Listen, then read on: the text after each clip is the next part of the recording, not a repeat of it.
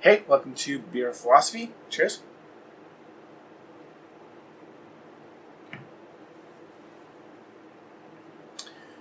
I want to talk about my current position on economics. And perhaps I'll get into in a future video a bit more about economics in general. Specifically, right now, I want to focus on the difference between capitalism and socialism.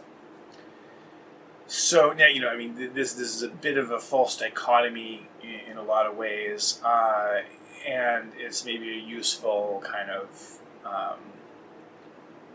general overview, to talk about these two general positions.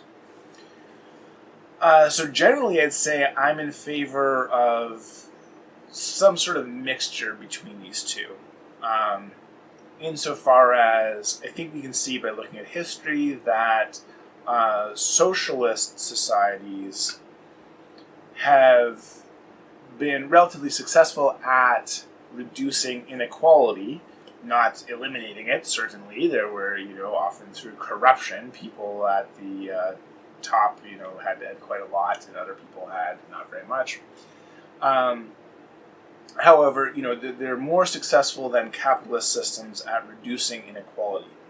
Where socialist systems, in my view, have fallen short is that they tend not to be very productive economically. I think, if I remember correctly, that the USSR was roughly, per capita, 1/5, like 20%. Of the productivity of the United States per capita over the same period. I don't have any particular citation for that. I remember vaguely hearing about this in one of my economics classes, but I may have some source monitoring error on that, so it might be incorrect about where I heard that. Anyway, the point was that capitalist societies are far more productive than socialist societies. I think we can be fairly confident that that's the case.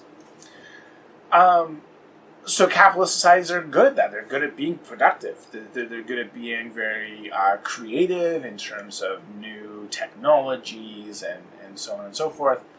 It's great. However, the downside is, they generate huge amounts of inequality.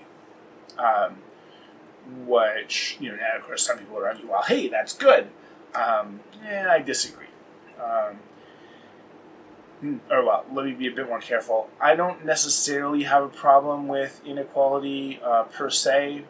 My problems would be twofold. One is vast amounts of inequality can generate psychological harm to, certainly to those on the lower ends of that inequality, and people where they're betters, if you will. I don't like that, but people who are above them, sort of socioeconomically, if it's a small gap, they actually tend not to feel that much psychological distress about that.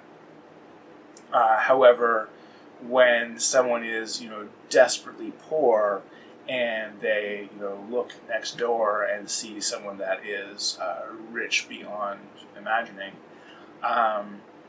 there's a lot of psychological harm that goes along with that. So I'm not in favor of that as one problem. The other real problem is that I don't want to see people falling off the bottom rung of society. So I don't necessarily have a problem with there being huge inequality, as long as those who are on the bottom. We could talk later about the Pareto distribution, which seems to be something of a natural phenomenon, like a law of nature, if you will. I wouldn't put too strong a stock in that, but there certainly seems to be something to that Pareto distribution.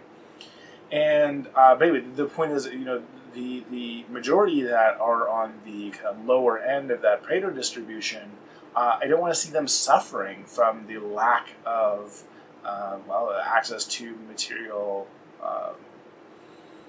possessions, the lack of access to food and shelter and so on. So these are the reasons why I dislike huge amounts of inequality.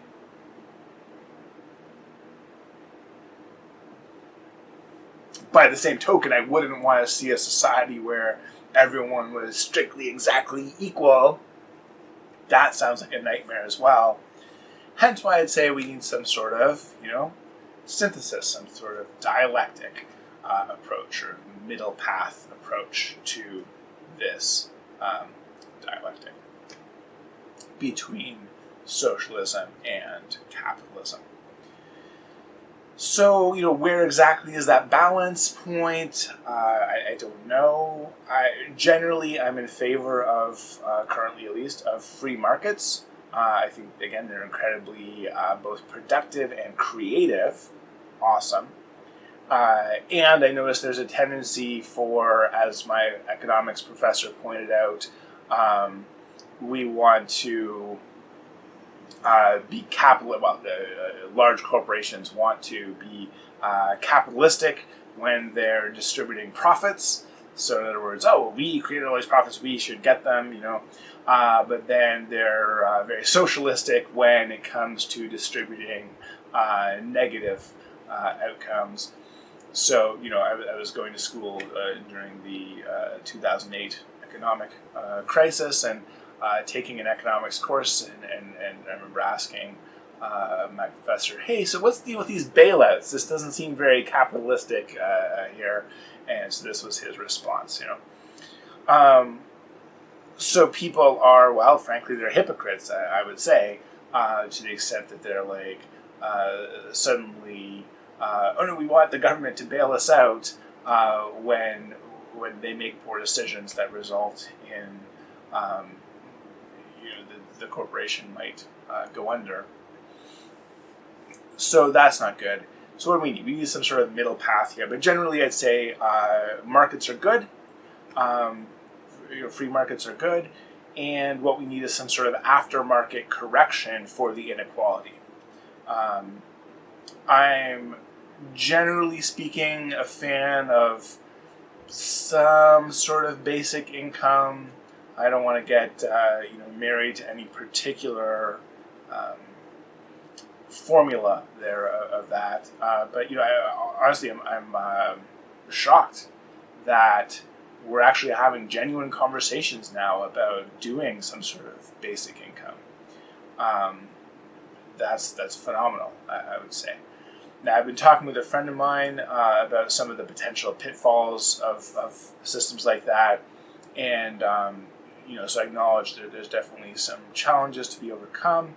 However, philosophically, I'm in favor of something like that. So, basically, again, a synthesis between socialism and capitalism, whereby we try to get the best of both worlds. We get the productivity of capitalism and the low inequality of socialism.